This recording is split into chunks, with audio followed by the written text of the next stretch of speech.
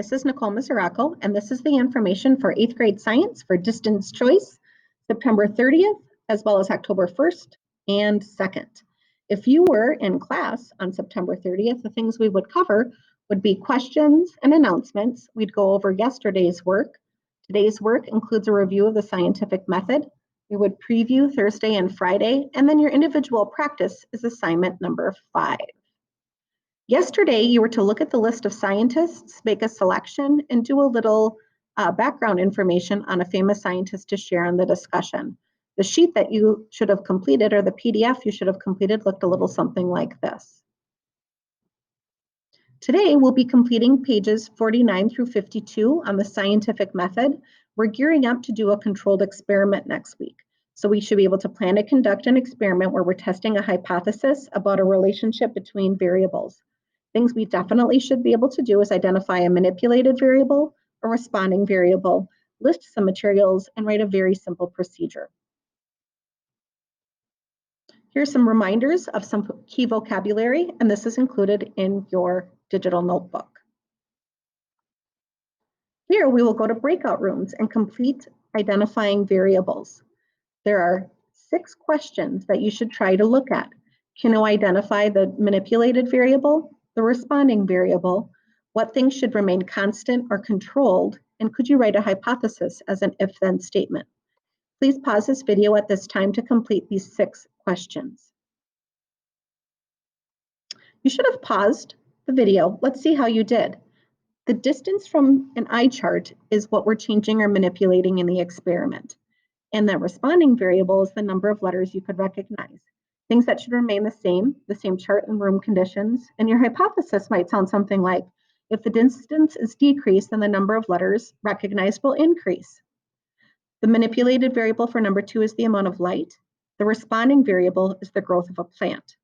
Things that should remain the same, it should be the same plant. You should be giving it the same amount of water, the same amount of food. It should be in the same temperature.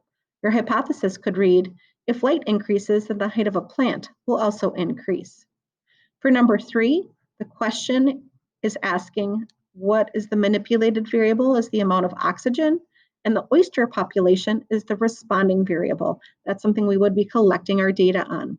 Things that should remain the same, you should have the same temperature and salinity of water, and your prediction or hypothesis might read, if the amount of oxygen increases, the oyster population will also increase.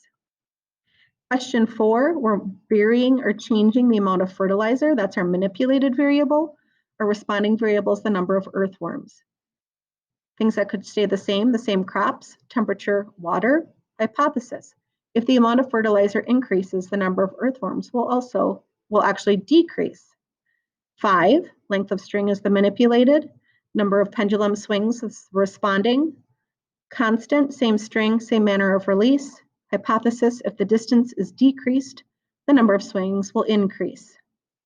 Here, for the final one, the size of a bike tire is what you're changing or manipulating.